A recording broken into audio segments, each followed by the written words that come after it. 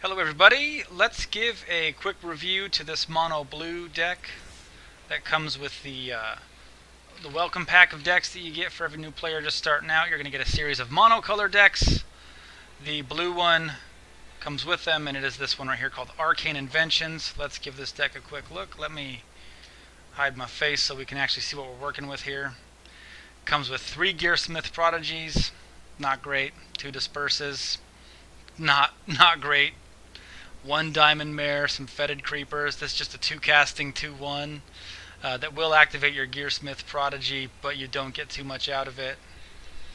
2 Aven Mages, which is a flyer, but it's, in my opinion, kind of an expensive flyer that does activate when you cast an instant or a sorcery spell in a deck that doesn't have a whole lot of instant or sorcery spells.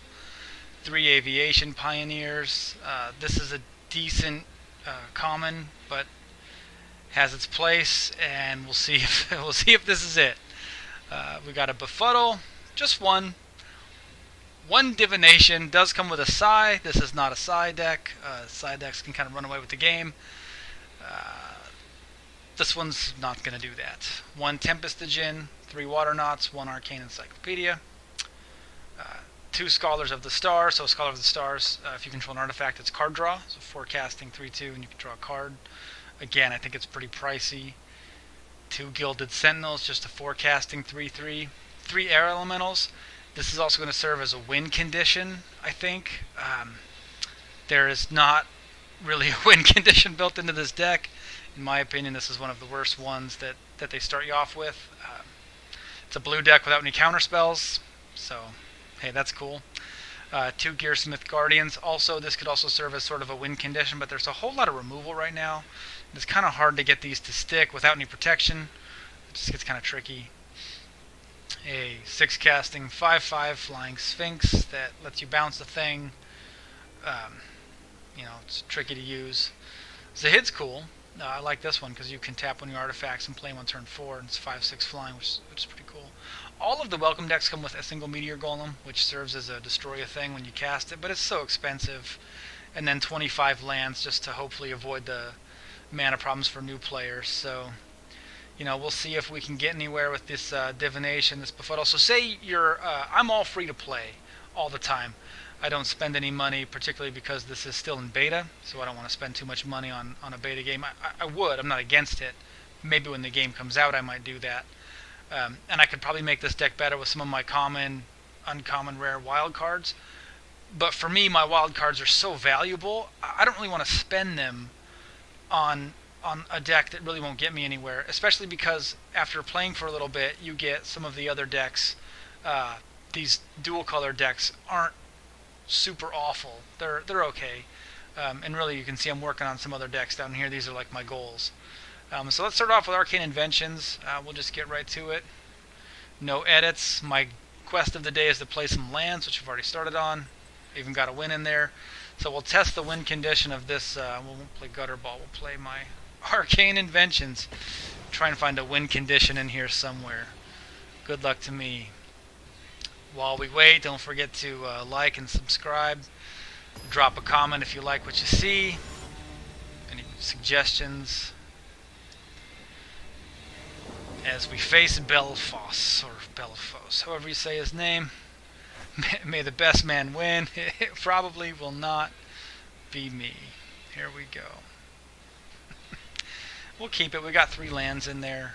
Now, the good thing about playing the welcome decks, especially for new players, is that the matchmaking system knows that you're playing a welcome deck and will hopefully match me up against somebody who's also playing a welcome deck. This, if he has a play, though, I don't think it's, unless he's got a Gearsmith Prodigy. So hopefully it's another version of the welcome deck, or maybe like an enhanced version of this deck. This does not look good. He's got a Mistcloak Herald. How are we going to compete with that? It is what it is. We could give him a Waterknot. So Waterknot will tap that creature, and it just won't untap as long as Waterknot stays in play. There isn't a whole lot of enchantment removal being played right now, so the odds of like a Waterknot sticking are pretty good. Looks like he's playing maybe some sort of like mono blue. Well, this might help. So I get to choose a color when Diamond Mare comes into play. And I'm going to choose blue because, well, obviously we're both playing blue, right? So it should be that anytime anybody casts a spell, I gain a life. No, whenever I cast a spell, I gain a life. So let's see if he blocks down with the Silver Gill. Hopefully he doesn't know that I have nothing. How funny would that be?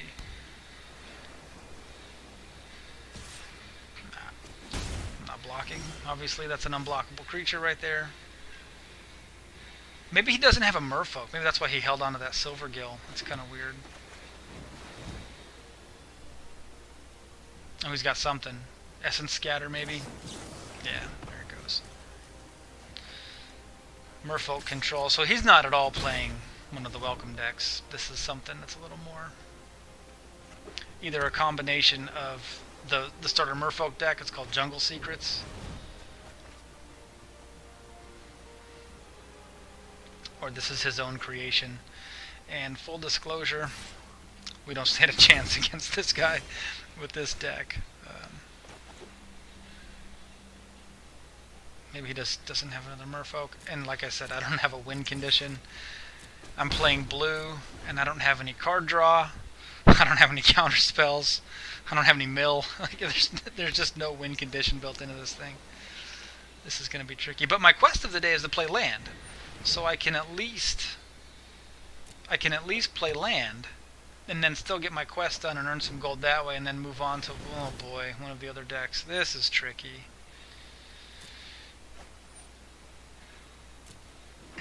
Okay. Well, there's no point in dispersing any of those. Oh. Ha.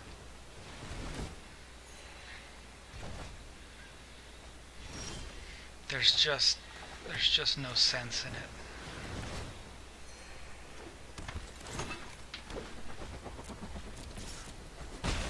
And so that's what our Aviation Pioneer is going to do, is going to create this little 1/1 Thopter token. But there's no possible way this deck can do enough damage with this mill happening. It's just not it's just not going to happen. I've got no faith, clearly. Yep. He didn't have a Merfolk, so it cost him 5. I did him a favor by bouncing it.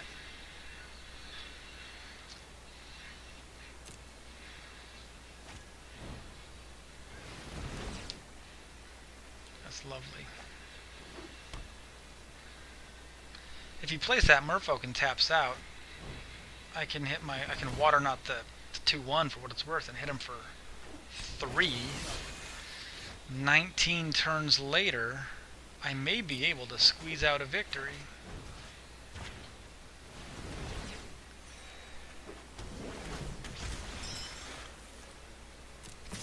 It's because he doesn't care how much life I have, right? So I'm gaining life with my Diamond Mare, which is kind of cool. Like, I appreciate the Diamond Mare helping me out right there. But at the same time, I've got 35 cards left in my deck. 33, 31, there they go. So if he's got a few more ops in there, if he's got like Chart a Course, if he's got like Sift is a pretty good one. I'm not too worried about the Siren Storm Tamer, other than the fact that I'm discarding because of Drowned Secrets, he cast a blue spell. This is what I refer to as less than ideal. Unbelievable that I pulled my Sphinx out of nowhere. Okay. Whenever I draw, yep, let's bounce one of his Psychic Corrosions. Oh, it's a creature only. Oh, son of a gun. That's what I get for not reading the cards. Let's see if he counters with the Storm Tamer. He won't. There's no reason to. Yeah, whatever. Let's do it. Which again only helps him mill me more, but he's sort of up against the gun at this point. Yeah.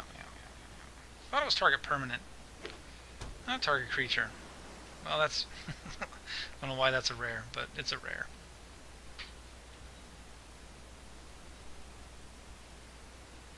Alright, Belfast, what are you thinking about there? Return all non-land permanents to this guy's hand. That's lovely. There goes my win condition. It's now in the graveyard. There it is, right there. See ya.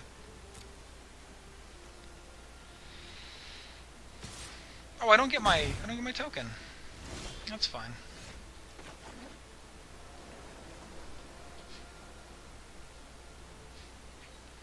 And my Sphinx only helps him mill me. That's wonderful.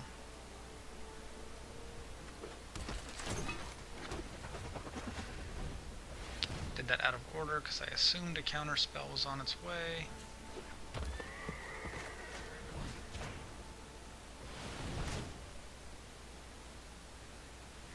And I can't Sphinx him. This is ridiculous. I'm at 21 cards. We'll see what happens. Okay, buddy. And he still has that Storm Tamer. So there goes some cards. Here comes the Storm Tamer.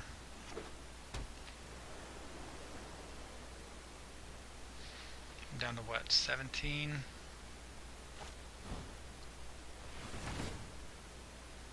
$16, $15, there they go. We'll just keep going. Hopefully it's all land. That'd be fun.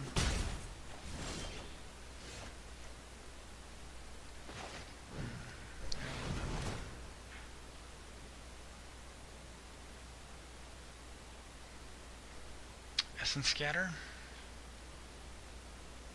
Or just a straight up counter? If he had a counterspell, he'd hit it, right? I would. Just gonna syncopate it. Okay.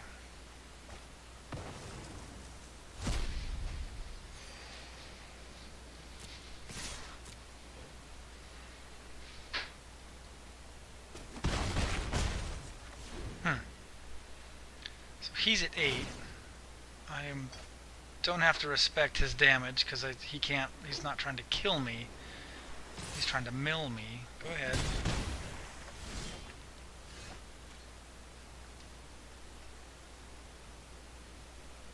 Yep. That's Befuddle just for the card draw. I don't care one bit for the life gain.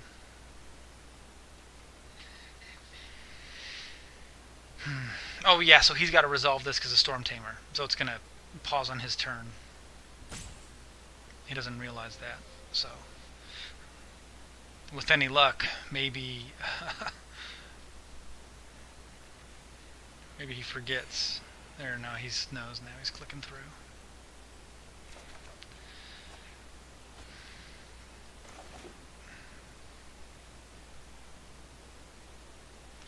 Target creature must be an opponent also. That's so unfortunate.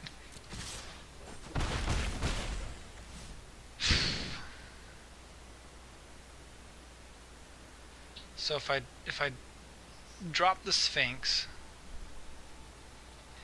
I lose 2, 4, 6. If I drop the Sphinx, for sure. This is just great. You know what would go good in this deck is something to like buff my creatures or Curious Obsessions, give my creatures +1/+1. Anything that would just help my flyers get through and do a little more damage. And he can just wait me out. Look at that. That's the game. So not great, and I'll let it play out. Let's just show everybody what happens here. And with any luck, we'll get a win. I'll play a few games in a row, but like I said, this deck has such a narrow win condition that it's actually in my opinion, it's the most difficult welcome deck to play with. Hey, maybe we win because he leaves or gets disconnected. I'll take it. He's got 2 timeouts. You can see up here he's got 2 timeouts. So as long as he has those, the clock will stop ticking on him. There we go. All right. See, but I don't die until my turn. These don't actually kill me. If I could somehow return a card to my library, then I wouldn't die on my turn and I could fly in and kill him, but that is not in the cards. Literally for me.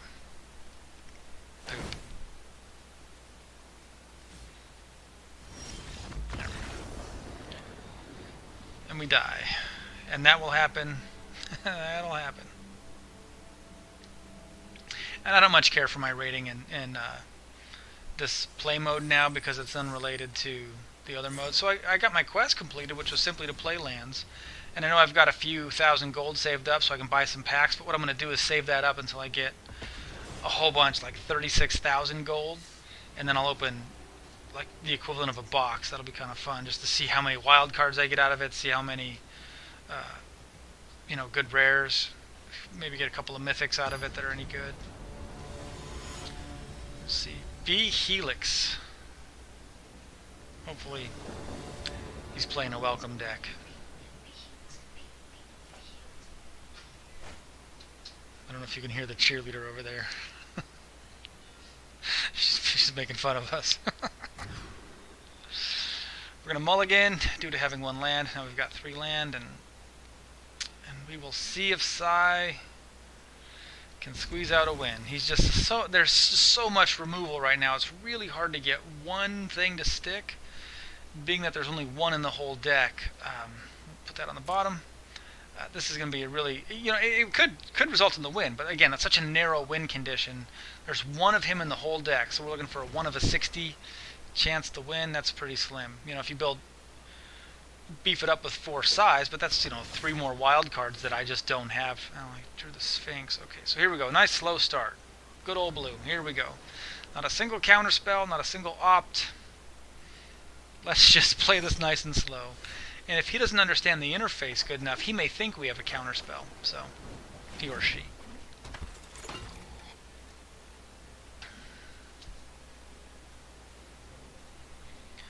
Playing the green. If he's playing the force, ooh, maybe he kept a hand he shouldn't have with just 1 mana. This is in fact the definition of the narrow win condition I was talking about. You just have to hope your opponent gets mana screwed and you too can win.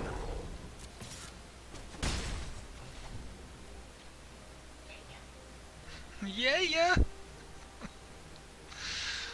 Alright.